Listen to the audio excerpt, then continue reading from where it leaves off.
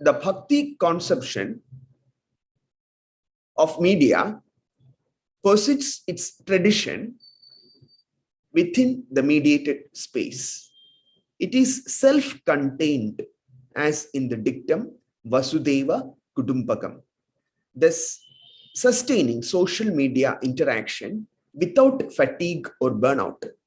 As a result of an immersive, non-alienating, all-permeating tradition, the hitherto invasive valences of the medium metamorphose into a non-dualistic yet all-encompassing, mobilizing center of gravity that engenders a spectral, spectatorial subjectivity. Because the argument against Bhakti sometimes is that it goes against the principle of Advaita. It is Dvaita. There is the devotee and there is deity. But the subject of Bhakti is a holistic gestalt. Salman Rushdie, in his magnum opus, Midnight's Children, envisages the All India Radio as the all-encompassing technological ether which magically imbues the Indic modern. The decentered center of the Bhakti media is an enchanted world or vortex of spectral subjectivity. This whole subjectivity and multi-dimensionality of Bhakti lends itself to futuristic mediations with the immersive technology of self. The Tamil Bhaktas were called Alvars, who were immersed in Bhakti. It virtually presents a linear, unidirectional modernity within its cyclical temporality. Bhakti, as an embodied doctrine of vibration, finds itself compatible with the radical spectrality of virtual media. It can be considered as an internal critique and a challenge that is offered to power structures. While visiting early modern Bhakti, it can be discerned to have provided multiple points of view, plural ontologies, and complex modes of association with the deity. According to the media studies scholar Bill Nichols, in a narrative frame, a historical personage like Mahatma Gandhi takes on a mythical function.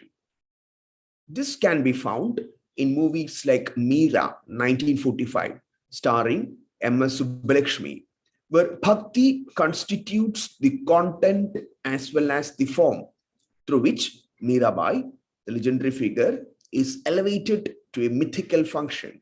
Even as Bhakti formally serves its Gnostic, self-contained healing function vis-a-vis sensory overload in the medium. In its contemporary iteration, Bhakti as an ethic of radical responsibility formally attains the valences of an ethical unconscious medium in the Indian context. The medieval Bhakti poetry of India is an enduring repository of literary works that project peculiar tropes such as repetitions, parallelisms, mirroring, polyglossia, subversion, and disruptions, slesha, bitextuality, that use the intellectual love of God, yani Bhakti, as an emptying of religion rather than a turning loose of it. Though variegated in form, the Bhakti movement was pan-Indian in its spread and influence. In South India, poets like Manikya Vachakar bowed, wept, danced, and cried aloud, according to Schelling, in a largely Shaivite idiom that built upon the classical edifice of Akam inside and Puram outside. Not just in South India, but throughout the matrix of Bhakti in the Indian subcontinent, Kerala also had a special place, having produced many of its pioneering sages and personages, including the great Sri Narayana Guru, whom Professor Giri kindly mentioned just now. In Kerala, a region with traditions of Rama Bhakti and Krishna Bhakti, it was the Adi Shankaracharya who lived from 788 to 820 Christian era, who proposed a monistic philosophy, Advaita, in his works and initiated the Bhakti movement through his poems such as Nirvana Shatakam. Cherusheri Nambudri, who lived from 1375 to 1475 CE, and Tunjattu Elthachan, who lived from 1495 to 1575 CE, and Pootanam Nambudri, who lived from 1547 to 1640 CE, were the exemplars of Bhakti movement in Kerala, which combined the great tradition of Sanskrit with the little tradition of local folk culture seamlessly. Slavoj Žižek is a Lacanian scholar. His theory holds unexplored possibilities in the study of Bhakti poetry. The Bhakti movement originated in the 7th century in Tamil Nadu, though Bhakti itself is as old as the Bhagavad Gita, where Lord Krishna says, Bhava Mad Bhakto, be my devotee. The immersivity of Bhakti is its salient feature. The etymological root of Bhakti is the Sanskrit verb bhaj, which means to divide, share, or distribute. Bhakti came to mean to partake, enjoy, participate, to eat, to make love. From such concrete roots, it went on to take abstract meanings such as to experience, to adore, to serve, honor, or worship. Bhakti movement was pan-Indian in nature, and sons and sages and monks from various geographic regions of India, belonging to different sects or even religions, practicing divergent rituals and speaking different languages, and it behaving in an almost identical manner in their approach to God. Bhakti holistically imbued the civilizational ethos of the Indic people, irrespective of creed. The dominating note is that of ecstasy, a longing for union with God and to merge one's identity in the Godhead. Bhakti movement in South India and elsewhere was characterized by a hydraulic upsurge in fervor for union with God by a long-suffering medieval populace that sought to escape the chains of whimsical monarchy in union with the Godhead. In the writings of Kabir, in the Godhead merged gods of different religions, castes, classes, and genders. Hence, God became not the big other of ideology, but the Levinasian other, whose face is the chasm between the self and the other. For the French psychoanalyst Lacan, desire is the other's desire, unification with the beloved, which is so violent, annihilating, and traumatic. The earliest Tamil Bhakti poems by Thipputalar, who lived in 250 CE, were addressed to Lord Shiva, Murugan, or the Red One, identified with Shiva. The Bhakti experience is one in which, in Wagnerian Gesamtkunstwerk fashion, melody, rhythm, dance, visualization, poetry are techniques of ecstasy. Bhakti is a total immersion and a manifestation of transpositional subject objectivity. I owe this concept to the ideas of Professor Giri. These threshold Bhakti poets were shamans who foregrounded dance and ritual. The tradition of Bhakti poetry in South India was taken forward by Alvar, the immersed poets, Antal, 9th century, Nammalvar, and the Veerashaiva poets, Dasimaya, Allama Prabhu, Basavanna, and Akka Mahadevi. The je ne sais quoi, I don't know, supplement in a person that propels love or hatred towards the other is the objet petit a, and it is the same term of endearment, Chenna, sweet, used by Akka Mahadevi as she calls Shiva, her sweet Mallikarjuna, or Lord White as Jasmine, combining the local Kannada idiom and the Sanskrit terminology. According to Basavanna, giving back light, one becomes a mirror, and his mirror is the eating bowl of daily sustenance. According to Ekkaramanujan, Basavanna is a master of anaphora. The winnowing fan is a god, the pot is a god, the stone in the street is a god, and there is only one god, our god of the meeting rivers.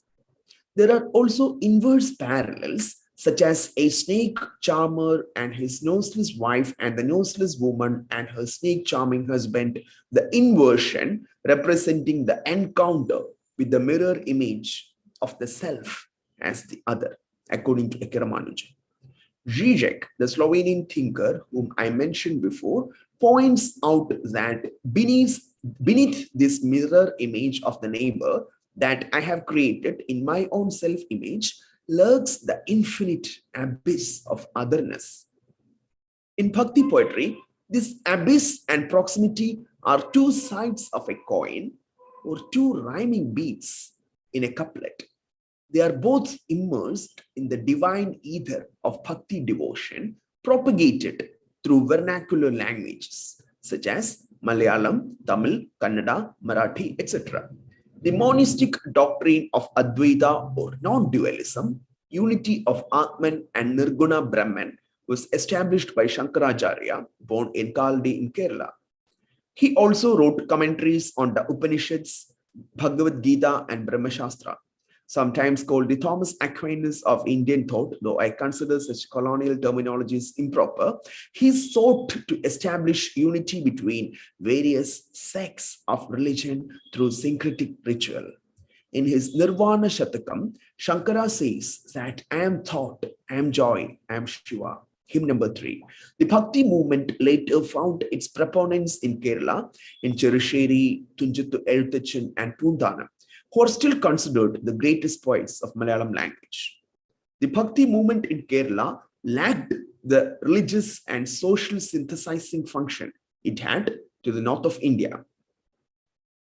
It was a syncretic combination of Sanskrit language works and local Dravidian tradition. The emergence of modern Malayalam language in Kerala is connected to the Bhakti movement and its immersive function, which allowed the subaltern groups to become part of a wider mediated public sphere of devotion. The Sanskrit etymological origin of purism belies the syncretism of Bhakti as we know it today. Like most other surviving remnants of pre-colonial past that still exist in modern India, like caste, like religion, Bhakti also has acquired the status of being a colonial construct. The existence of a Bhakti textuality and community of Bhakti that predates the colonial era refute this claim. Orientalist writers like Grierson, Monier Williams, and Albrecht Weber, along with H. Wilson, tried to create a monotheistic biblical analog of Christianity in Bhakti. Wilson, for instance, categorized the Gaudiya Sampradaya inspired by Chaitanya Mahaprabhu as Bhakti, being oblivious to the existence of other Sampradayas. Albrecht Weber and Lawrencier recast Krishna devotion as Bhakti religion with the Bhagavad Gita as its scripture. But they did not consider the immersive nature of Bhakti as an all-encompassing media. Bhakti had an affective valence for its devotional community of ascetics and bhaktas. The emotional intensity of Bhakti rendered hierarchical orders as unnecessary and irrational. Bhakti was an assemblage where every actor in the network had equal value and significance. Bhakti as emotion. Hawley has suggested that the notion of a Bhakti movement is a cultural stepchild of the nationalist movement and dates to perhaps no earlier than the fourth decade of the last century.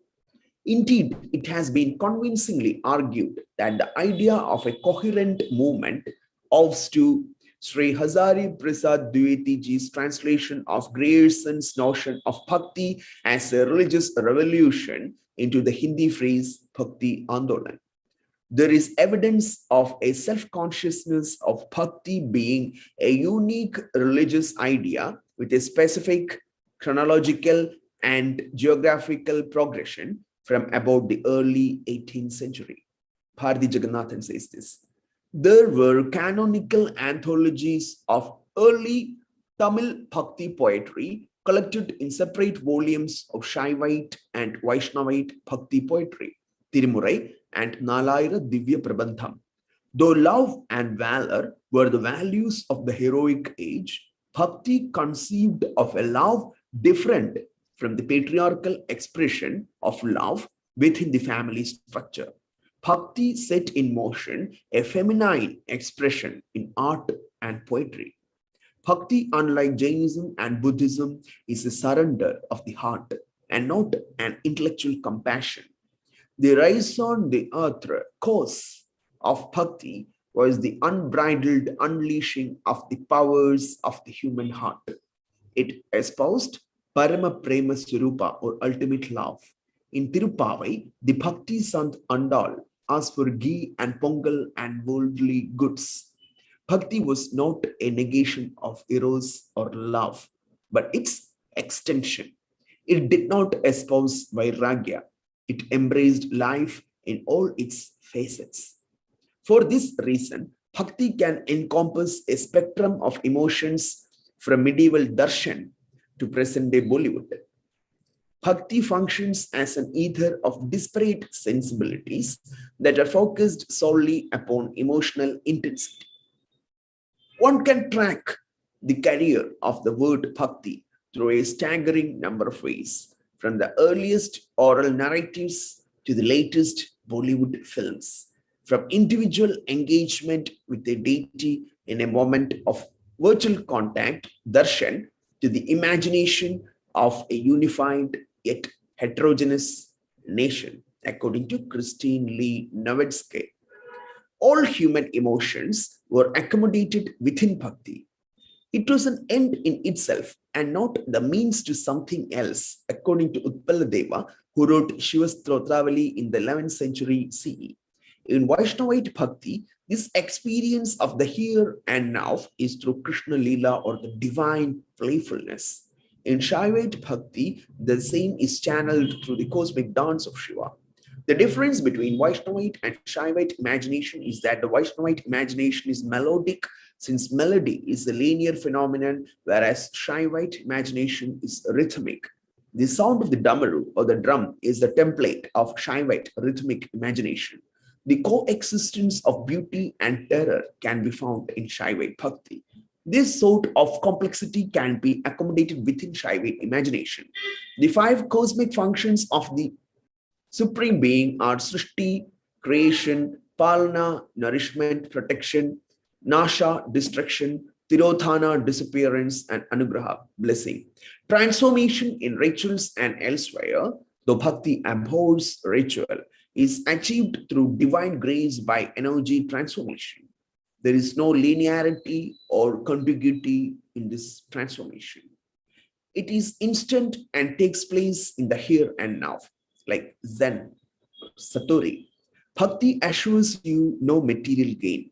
It embodies undivided bliss, not cut off from the cosmic truth.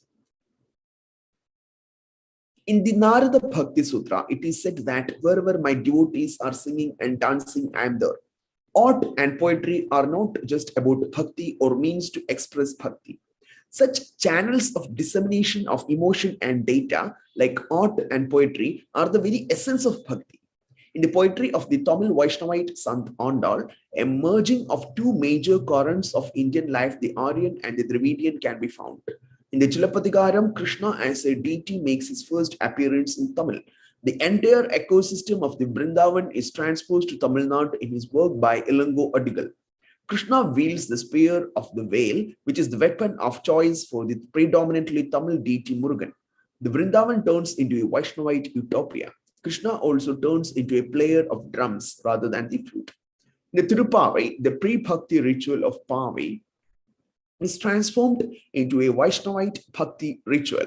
The Tirupavai has eloquent evocations of the rains, and here it merges Krishna with Indra, the deity associated with rain. The poem spatially reaches for poetic depth as well as for mystical, cosmic altitude. Water dominates the South Indian imagination, since the fields were rain-fed in the absence of a full-fledged irrigation system or river network. But the Aryan imagination was more fiery and paid obeisance to fire or Agni. Bhakti, this was not a complete repudiation of ritual. There are also exclusive references to musical instruments in medieval Bhakti, especially drums, cymbals, and percussion instruments. These are used in the soteriological function of ritual music, according to Beck. The pre-Bhakti, Sangam elements of ancient Tamil poetry made their way into Bhakti. Sangam poetry had the binary of Agam and Puram, inside and outside, evoking love and war. These two streams came together in Bhakti poetry. Shaivite Bhakti also contains grotesque elements like the aura of cremation grounds. The Tamil term for both forest and cremation ground is the same term, Kada. There is no outside to Bhakti, so to speak. It is all encompassing and immersive in its mediational valence. Bhakti poetry could belong either to Margi, classical, great, or the Deshi, folk, little tradition. It could also constitute a separate genre of its own. Ramanujan suggests that Bhakti comprised not a synthesis of Margi and Desi traditions. Rather, he suggests Bhakti comprised an anti-establishment to the establishment of little and great.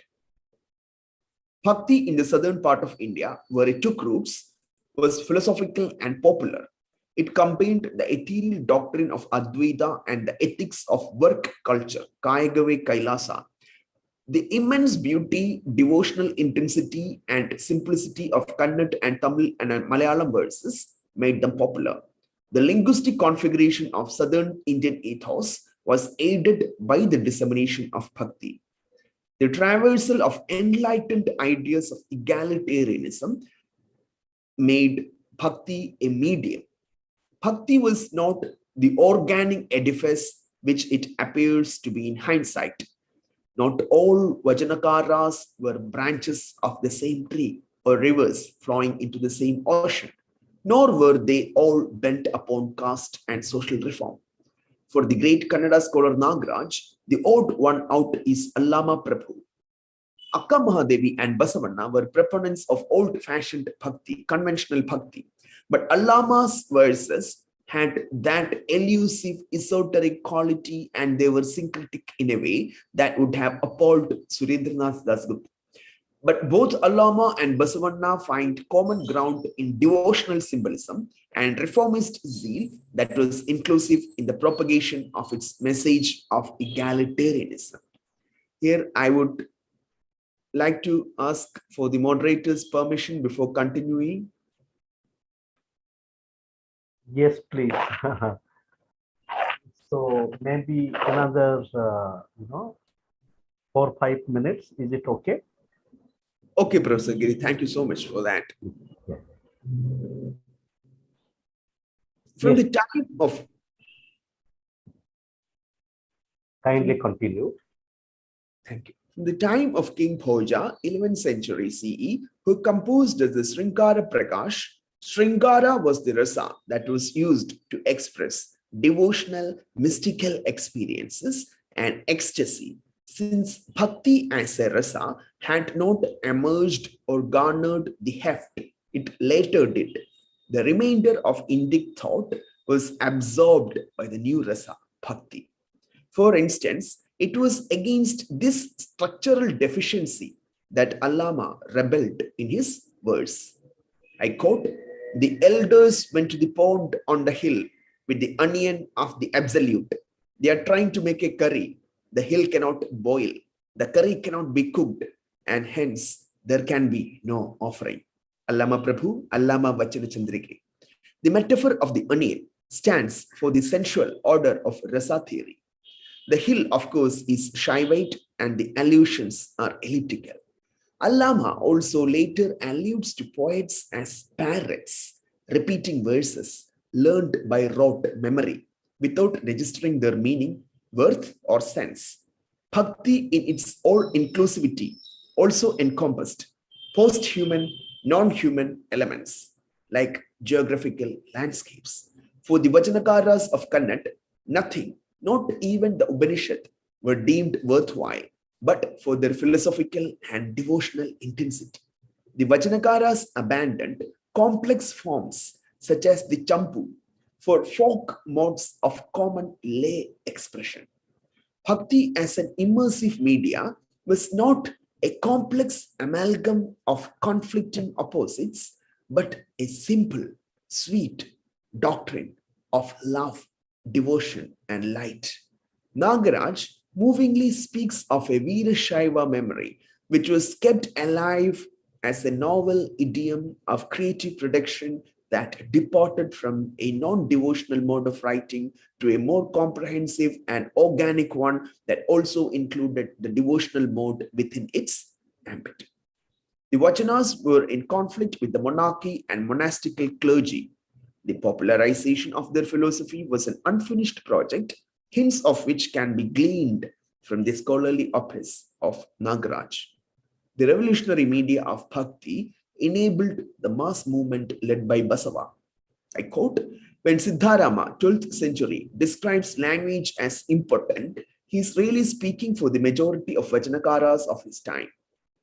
But his profound doubt does not discourage them from exploring the resources that language has at its command.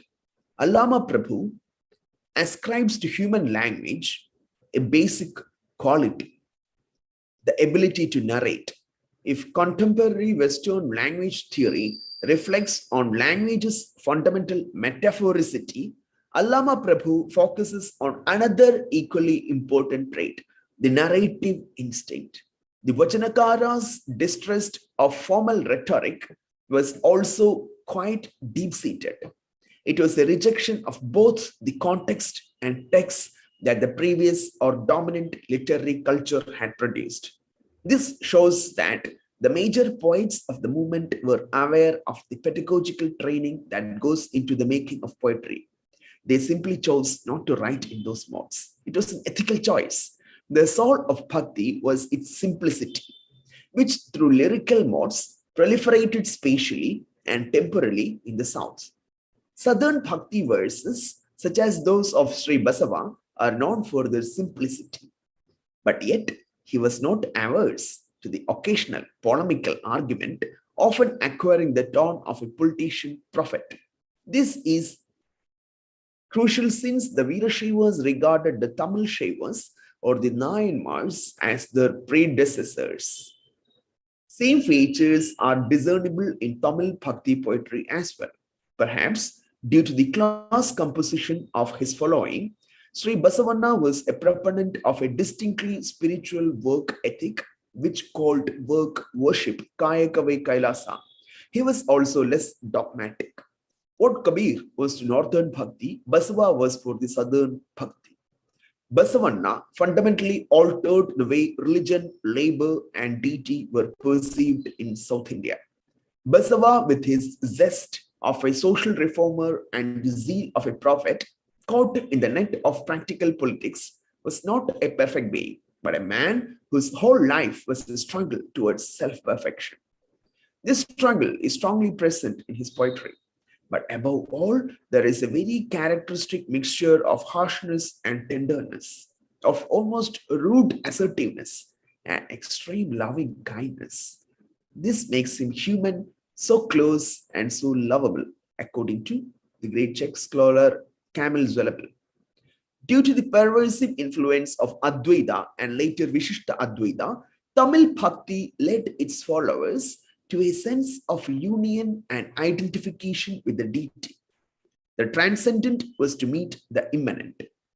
In Tamil Bhakti's textually created space, it was one that deftly maneuvered the exigencies and compelling need of popular taste as well as imperial royal assent of the monarch. In the universe of devotional poetical imagination, the poet was the overlord. Apare kavya samsare kavireva prajapati. Devotionalism, bhakti, is more than the worship of God or goddess as expressed in poems, songs, or rites. The ardent bhakta wants to possess God or goddess and to be possessed by God or goddess. It is thus not unusual to discover a devotee being labeled mad, an idiot, or a demon, someone possessed. In devotional Hinduism, gods or goddesses' oneness is stressed at the same time that his or her multiple natures are also emphasized. This suggests that the deity incarnates himself or herself often and in many different forms in a continual process of revelation, according to Olson. What later colonial era paintings did to the visual conception of deity, the Bhakti verses performed analogous service to the literary conception of God. The sonic ecosystem of devotional bhakti was pervasive in early modern India. This, according to Kamil Zwellabel, was given form, bhavita, through the act of singing.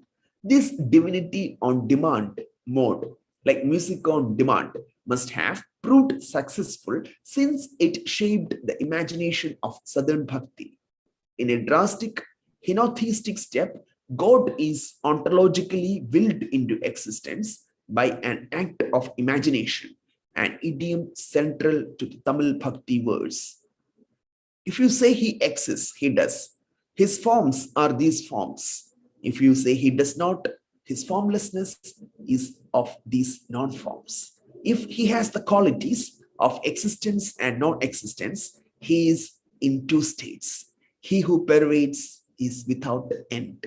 This is Nammalvar, Thiruvaimozhi. The deity that is beyond your conceptions has to exist imperatively. It must exist. That deity is both Nirgun and Sagun, in which non-existence and existence coalesce as a result of the textual effect arising from the imaginative effort of the Bhakti poet. For existence and non-existence are themselves the very form of God, and whether you say he exists or he does not exist, he still exists.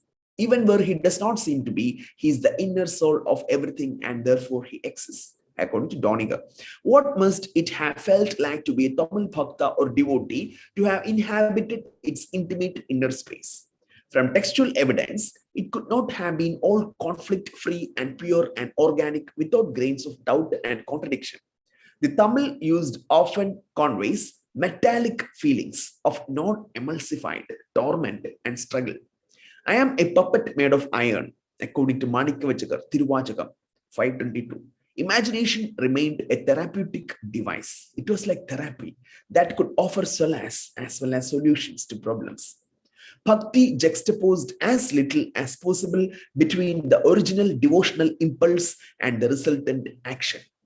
Bhakti disavowed ritual and rendered complexity as simple and translucent. Kamil Zwellabel claims that such sort of imagination was not mystical, elliptical, or convoluted, but rather empirical and realistically direct. The Bhakti poets of Telugu, Tamil, and Malayalam languages followed a tradition of yogic imagination that was corporeal, embodied in its contours. The body schema and body image united within the mediational logic of medieval Bhakti. Yogic meditative bhavana, imagination, is a necessary precursor to the individualized forms of the imaginative faculty that, together with other mental functions, make up the new meta-psychological matrix of late medieval Telugu, Tamil, and Malayalam sources, according to Kamil Zwellabel. In Kerala,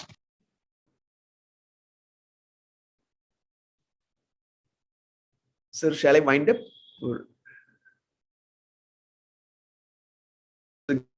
With your permission, can I go ahead? Yes. Thank you, sir. Yogic meditative bhavana is a necessary precursor to the individualized forms of the imaginative faculty that, together with other mental functions, make up the new meta-psychological metrics of late medieval Telugu, Tamil, and Malayalam sources. In Kerala, it was under the reign of the Samutri of Calicut that a distinctive Malayali culture and consciousness were forged. These shared similarities and thematic as well as temporal continuities with minor principalities of Tamil, Telugu, and Kannada territories forged by soldiers of fortune. What has later been perceived as nationalistic consciousness in India must have arisen during this period. Such self-made entrepreneurs, many from margins of the social and geopolitical world, founded small-scale kingdoms, which we call Nayaka, after the warriors who comprised their institutional backbone in the Tamil, Telugu, and Kannada realms. In Kerala, something similar took place from 15th century on in the so-called Zammorin state of Calicut, the first modern state on Kerala coast and the arena for the first articulations of a distinctive self-conscious Malayalam cultural identity. Powerful thematic continuities bind together the Nayaka states of the south and east and the emergent state system of Malabar with its innovative poets and scholars. Indeed, throughout South India, we discern in this period the lineament of a fresh anthropology and the sometimes implicit, sometimes explicit redefinition of what counts as human, according to Zolabel. For Champaka Lakshmi, it was not the text per se, but the Tamil Hindu temple that was the focal point of Bhakti. They claimed that the movement comprising Arwar and Nayanars were anti-Brahminical also does not hold water, since many of the poets themselves were Brahmins and were not particularly interested in repudiating their privilege. So the radical aspect of Bhakti, though not to be denied, has to be taken with a pinch of salt. It was more temple-centric devotion than marketplace polemic. Bhakti superstructure in Tamil did not reflect its base till later on, though poets like Tirunavukkarashu and Nammalvar gave hints of dissent. It was hardly a radical reformist movement. The protest against orthodox Brahmanism was nuanced and difficult to grasp for the present day scholar without twisting the hymns themselves. The anti-caste nuances in the Arwar hymns had a cascading effect that cumulatively resulted in the Sri Vaishnava philosopher Pillai Lokacharya, who lived in Srirangam in the 13th century, denouncing caste in unequivocal terms. To think of a devotee in terms of caste, varna, is said to be a heinous act comparable to examining the genitals of one's own mother. Such a devotee becomes an outcast, according to Pillai Lokacharya. The idea conveyed here by Pillai Lokacharya was more or less that of Ramanuja as well. Bhakti is love, an intuitive and organic devotion, unctuous and fluid. Epistemologically, Bhakti derives from the acquisition of knowledge, according to them. Though this knowledge is devoid of caste connotations, and that is significant, especially if one is looking to redeem medieval saints from caste prejudice. In sum, with regard to the relationship between the means of salvation, karman is the auxiliary means of bhakti. Although the theories pertaining to the relationship between these means in the thoughts of Yamuna and Ramanuja are intricate, Pillai Lokacharya's belief is extremely simple and can be illustrated. Karma, Jnana, Bhakti, according to Japanese scholar Ishitobi. The devotionally immersive saints were called Arvars. Aruga in Malayalam means to be immersed. For Arvars, Bhakti devotion was its own practice. Luminescence of the hymns of Arvars and Nayanmars were refracted by the prism of time into various colors of brilliance, some of them emancipatory and polemical and controversial. It was the 13th century panegyrics of Sant poets like Tirupanalvar that cast them in the role of anti-caste crusaders for present-day readers.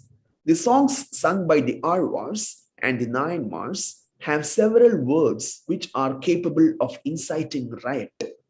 If Jayalalitha, who is in power today, had ruled in those days, she would have imprisoned the Alvar and Nayanmar. They chanted couplets containing such powerful violence inciting words. O Perumal, lend me your grace to cut off the heads of Shakyas.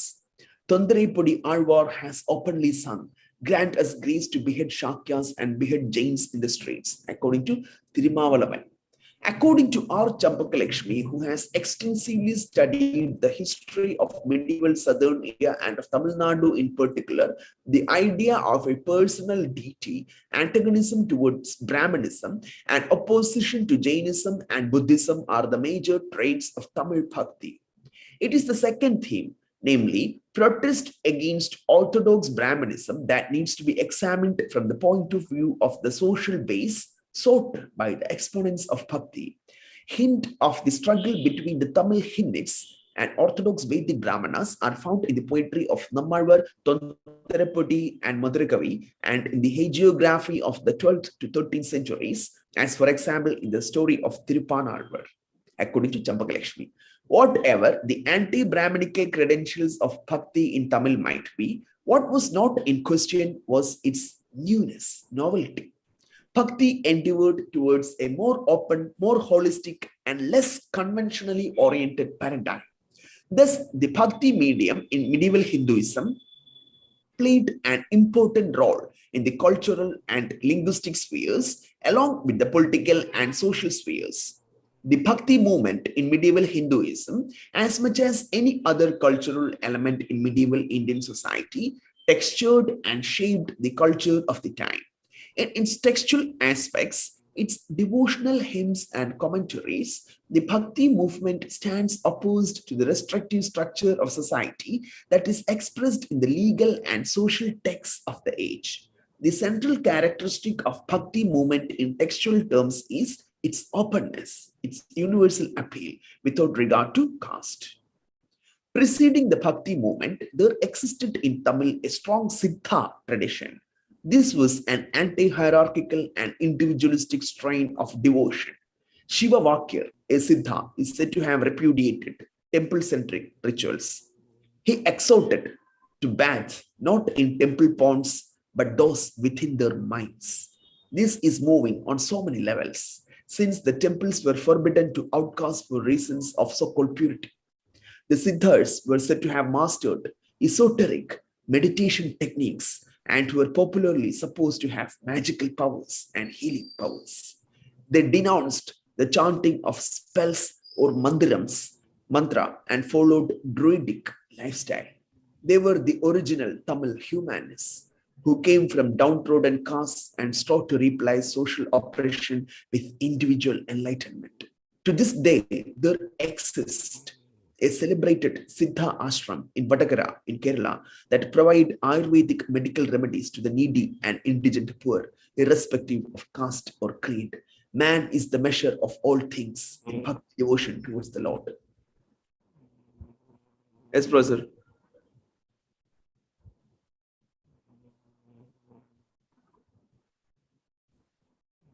Man is seen as... Hello, sir, shall I wind up?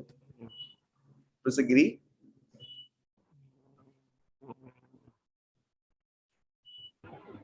Man is seen as the center of all his actions and beliefs.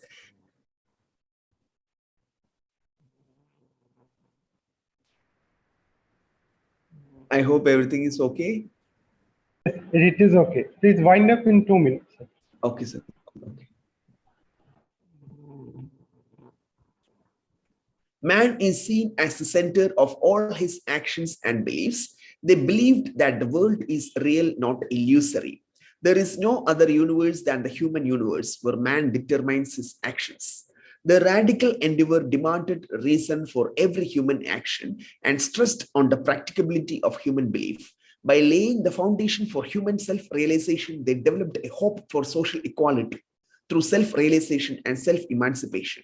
A person shapes her own world where everyone is equal.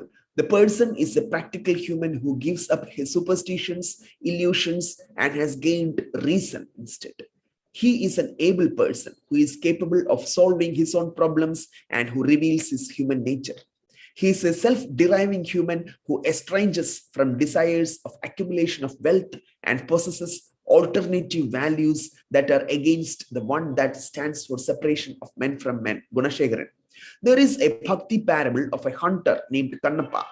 He is often regarded as the earliest of the 63 Shaivite Bhakti saints. He belonged to subaltern community. According to David Schulman, Bhakti contains a pervasive emotionalism in both tone and substance. It would be controversial to say that even saliva could be deemed prasada or divine offering. Satyanath also interrogates the idea of the prasada.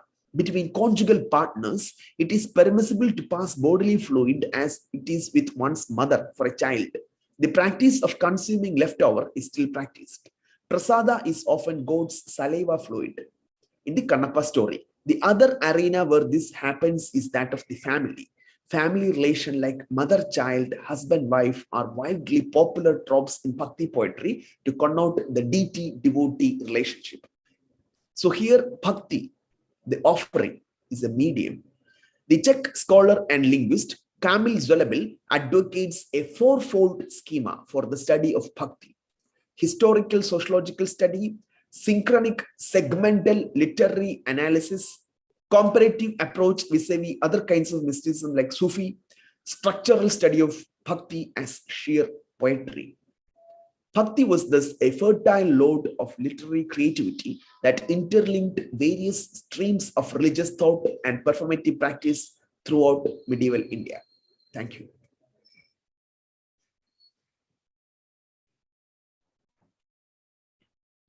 Thanks so much for an excellent deliberation, and it was very thought-provoking session. We have just received a kind of video of Dr. Medha. So I would request respected participants to please pay their attention, and I'm just sharing our video. The video is in Hindi, so if it is okay, then I can also translate that video.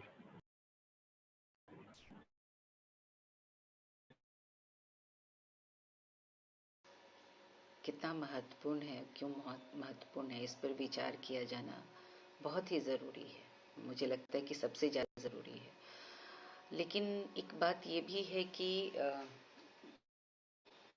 ऐसा नहीं है कि पहली बार भक्ति के बारे में और भक्ति आंदोलन के बारे में सोचा जा रहा है। ये सोचने की ज़रूरत महसूस हो रही है। हम अपने इतिहास को, निकट इतिहास को भी देखेंगे तो जब जब देश संघर्ष के दौर से गुजरा है, जब जब हिंदुस्तान पे कोई संकट आया है किसी भी तरह का, तो हमें भक्ति की याद आई है, भक्ति आंदोलन की याद आई है और संतों की भी याद आई है। संतों की वाणियों की, उनकी ज्ञान धारा की याद आई है और वहाँ से हमने ऊर्जा ली है, वहाँ से हमने प्रेरणा ली है और अपने संघर्ष को समरसता में बदलने का प्रयास किया है। मुझे अभी याद आ रहे हैं महादेव रानडे जी, जो हमारे नवजागरण के महत्वपूर्ण पुरोधाओं में से एक थे और कांग्रेस के संस्थापकों में से भी एक थे। तो औपनिवेशिक उपस्थिति या औपनिवेशिक प्रभाव से मुक्त होने के लिए या उस संघर्ष का सामना कर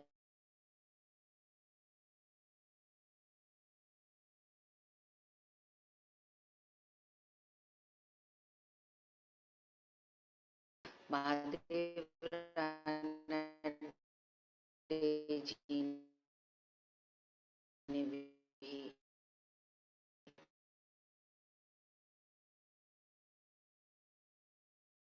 भक्ति को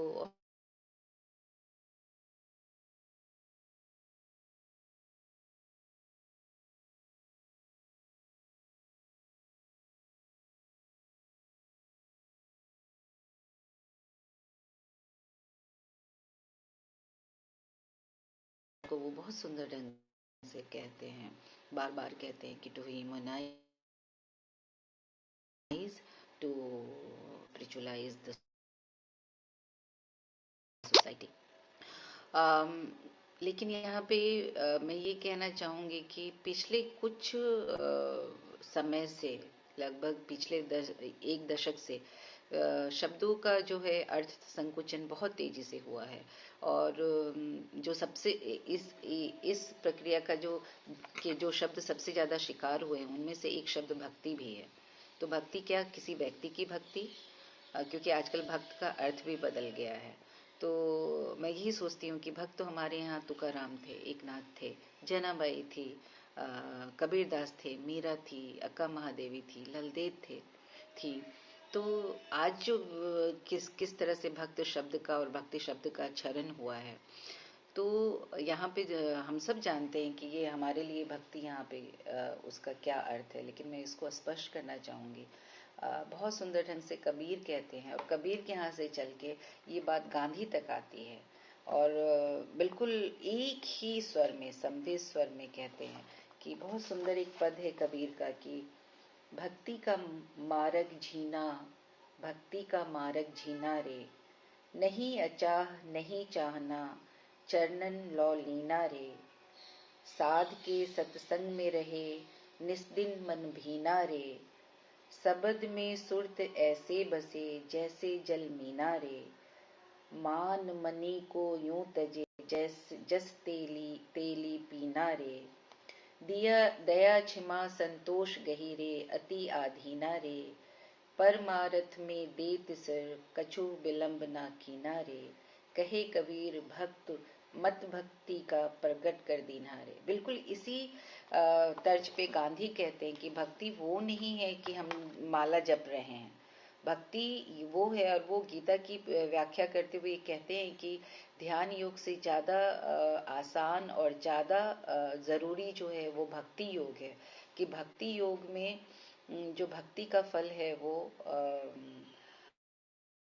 समाज तक पहुंचता है। कि भक्ति जो है गांधी के शब्दों में कहे तो मस्तिष्क और हृदय का बहुत सुंदर तालमेल है, और कर्म करते हुए ये तालमेल है, और उसका असर आपके कर्म पे भी होता है, और वो आपका कर्म जो है सामाजिक दायरे के लिए हो जाता है। वो बहुत सुंदर तरीके से गांधी ने ये कहा है कि कैसे भक्ति के जरिए हम सेवा के भाव में प्रवेश करते हैं। उनके लिए कहना, उन्होंने साफ साफ शब्दों में कहा है कि भक्त वो है जो, जैसे कि गुरु नानक जी ने में कहा है कि निर्भरी है, निर्भयी है, उसको किसी से ईर्ष्या नहीं हो सकती, उसका हृदय हमेशा करुणा से भरा रहेगा, उसके लिए क्षमाशीलता सबसे बड़ा मूल्य होगा। दूसरे, जैसे कि कबीर कह रहे हैं कि परमार्थ के कारण उनको भक्त को सिर देने में भी कोई संकोच नहीं होगा, मिनट नहीं लगेगा। उसी तरह से गांधी कहते हैं रहना, ये एक भक्त का मूल्य है। वो समाज से कटा हुआ नहीं होता है, बल्कि समाज के भीतर व्यक्तिगत और सामाजिक रूपांतरण, ये दोनों ही उनका मकसद होता है, और वो उसका एक तरह से एकात्म होता है उनके आचरण में। तो आज के वक्त में मुझे लगता है कि जब हम बात कर रहे हैं आज की चुनौतियों की, तो मुझे 3 चुनौतियां बहुत महत्वपूर्ण लगती है। एक तो सह अस्तित्व का,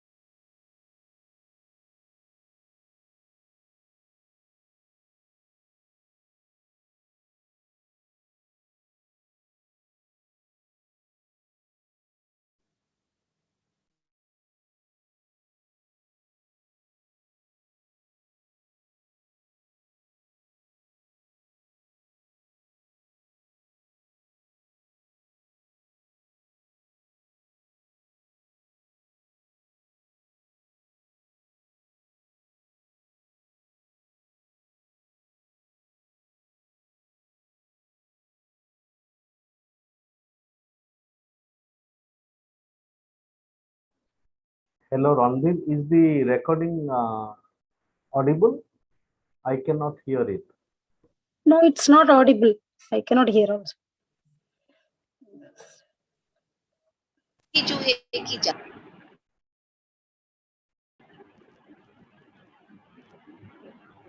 Sorry, It was is it not audible? Oh, it was not audible. Okay, okay. Maybe we can share the video Yeah. in other time. Okay. Later, yes. Later, yes. So, dear friends, So, dear friend, yes, Ranveer. So, dear friends, we had a very deep presentation from Dr. Umar.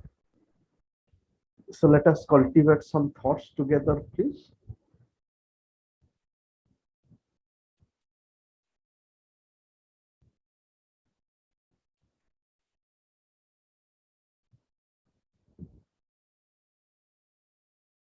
Sangeeta, you would have some thoughts, please.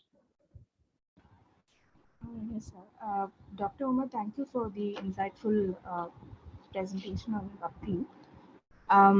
Actually, you had touched upon this idea of Bhakti as going beyond hierarchy. So I'd like to hear more on that, if you could elaborate on that. And also, how would you suggest we can channel this quality in contemporary India, given that a lot of divisions are based on hierarchy and they seem to be made more visible and even emphasized according to the shifting political context? So I just like to hear more on that, if possible. Okay, Dr. Umar, you can kindly gather a few more thoughts together and then come back with your thoughts. So then other thoughts, please. Okay, Minoti, please. Hello, am I audible? Yes. Hello, am I audible? Yes, please. Yes. Yeah. Good evening, everyone. So I would like to thank Dr. Umar Nizaruddin for his very detailed movements, Bhakti movement on South India, in South India. So that was really very excellent deliberation. Sorry, guys. But I had few things to just, pardon me my ignorance if I mean, just few things I want to know also. According to the Vaishnavaites, they say that bhakti requires a radical reassessment of our deepest desires. That is, some maybe they say that it is maybe 2-3 labels, like something very passing desires. What you see, you immediately desire that. And some medium things, what you just think, or if it does not happen, you leave it. And what is that understanding that deep rooted desires? That is what that is what is called that radical desire, is that in the bhakti requires that to look into that. So that for that sense, that everything we desire actually definitely it looks attractive. So that he was telling, so I would like him to tell a little bit more about that civilization ethos of people, how it is related to those times bhakti movement, one thing. And another thing I will tell a little bit about that, how the social impact of bhakti happened. That if you see, look at the history, mostly that all this salvation was dominated by the Brahminical thing and the Vaishyas and the Kshatriyas. Sudras and women were excluded from that.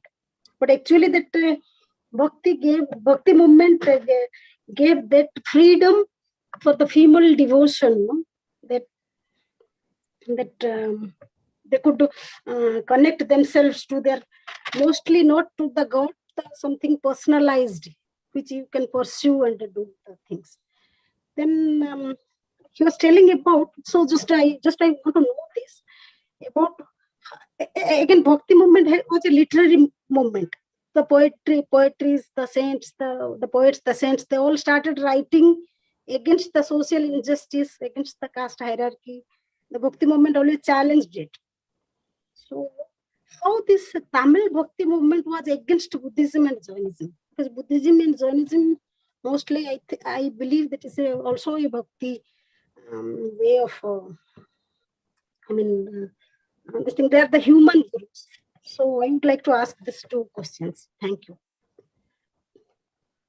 Thank you, Minati, for very deep probing. And further thoughts, please, Devendra.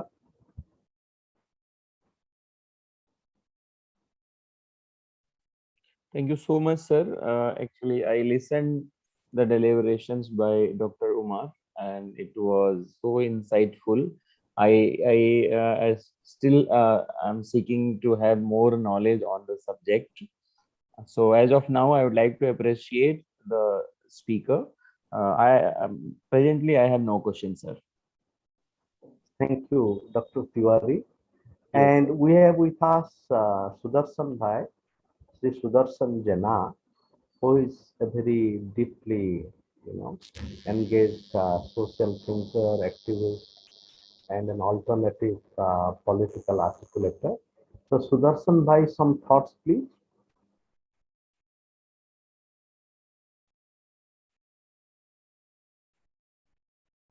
Okay, Sudarshan Bhai is taking some time. Randhir. Uh, uh, Thank you so much, and I really appreciate the very insightful deliberation made by Dr. Kumar.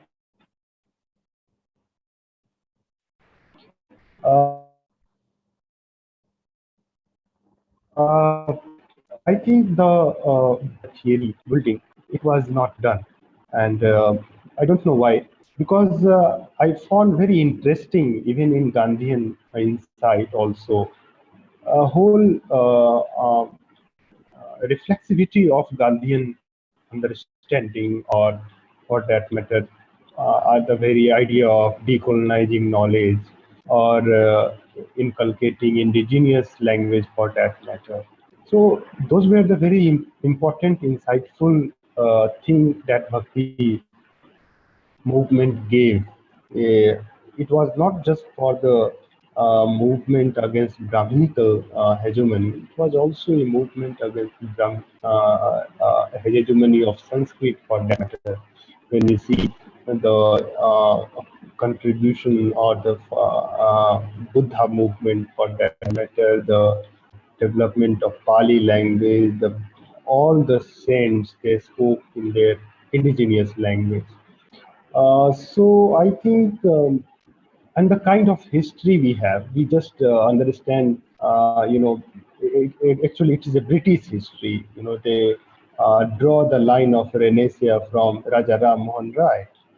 They do not see the important contribution of egalitarian society, the very idea of equality, spirituality, emancipation. That was also during the Bhakti movement. But I don't know why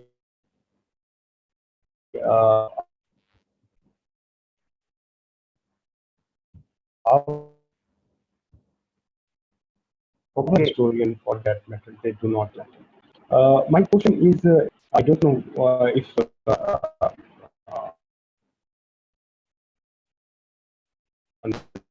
So thank you, Randhir. The network is slightly challenging. So now Randhir's question is very deep, and it also reminds me that in terms of dignity of women and fighting gender domination. So Bhakti movement also draws inspiration from Tantra. And speaking of Raja Rammohan Roy, Raja Rammohan Roy himself draws on both Bhakti and Tantra, as well as multiple traditions of humanity.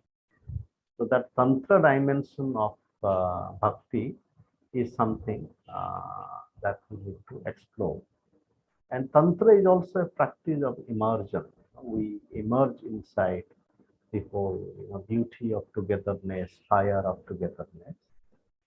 So then, Umar, please, we request your thoughts on this.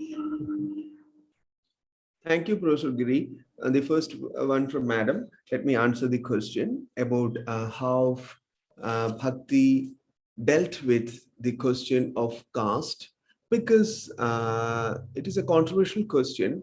And since I am using Slavoj Žižek's method, he also uses the concept of ideology. So the strength and weakness of bhakti is that it omits the ideology. So if you consider caste as an ideology, there is no ideology in bhakti.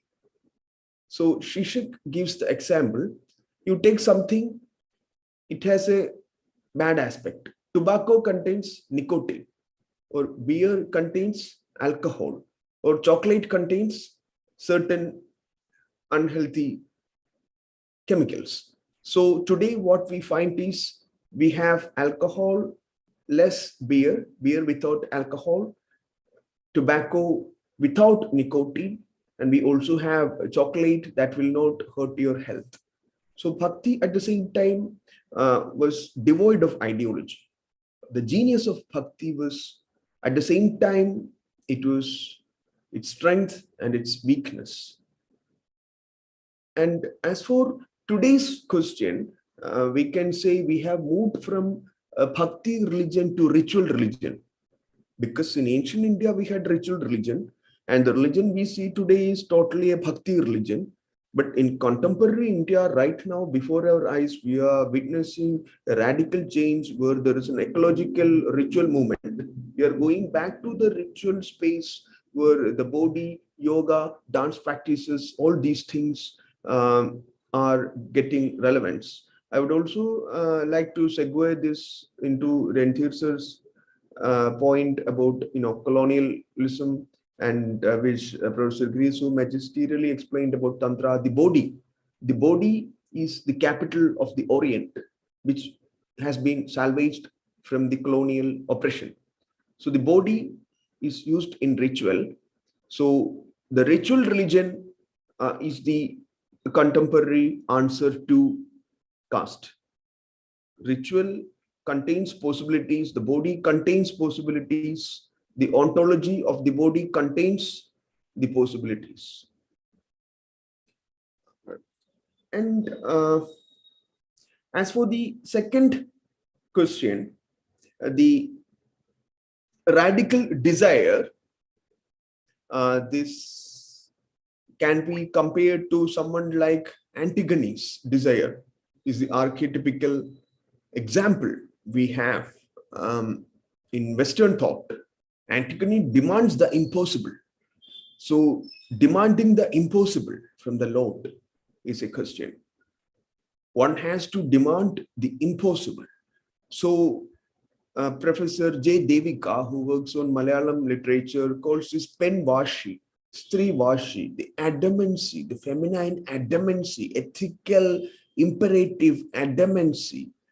And this quality can be found in bhakti, like ma'am has so rightly pointed out. Thank you for that.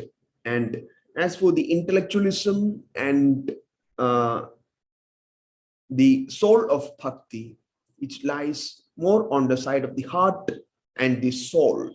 That is why it is contrasted with Jainism and Buddhism, which in a Tamil context are likened to intellectual religions and not religions of love. That is why colonial scholars found a lot of overlap between Bhakti religion and Christianity, because there is an irrational element of amorous love and affection and affect in Bhakti. But on the other hand, the rational, scientific, intellectual mode of Jainism and Buddhism are contrasted against this current. Of course, there would be political reasons for this also, and I'm not an expert on this, to be honest. And thank you so much for that question. And as for Rendis's question, of course, it has been tackled. Thank you so much. Thank you so much, Umar. So now we are being embraced by the beauty of time. So the moon in the sky is calling us to look at the sky also, and to look at each other as full moon sky. So now, Minati, please. Thank you, Ananta bhai. Now And what is that? you can open your video. Okay. Thank you, Ananta bhai. And I am Minati Pradhan on behalf of Swadhyasa Chakra and Vishwaneedam Center for Asian Blossoming. Would like to thank our chief speaker, Dr. Umar Nizaruddin, for his very insightful and excellent presentation. Thank you, sir. I would like to thank Dr. Medha, even though she is not present physically, I mean virtually. She has sent her sent her video. We could hear a little bit, and other things will be benefited later on, I think, when we get the video more. So she was talking something important about the current situation. So thank you, Medha ma'am. I thank our moderator, Professor Anant Kumar Giri, for being our mentor, for taking us into the different direction, like we are exploring around. Thank you, Anantai, for arranging this type of sessions for us. Today, a special thanks to Dr. Devendra Kumar Tiwari for being our host and being co-present with us in this webinar. Thank you, sir. And I would like to thank Sangeeta ma'am for her questions and being present with us today in our webinar. Thank you, ma'am.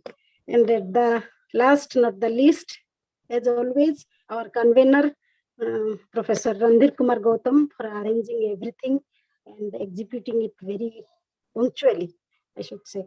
So thank you, Randhir. And I would like to thank all our Zoom platform participants and our Facebook platform participants for your association with us. And pardon me if I have forgotten anybody's name. And thanks everyone. Thank you.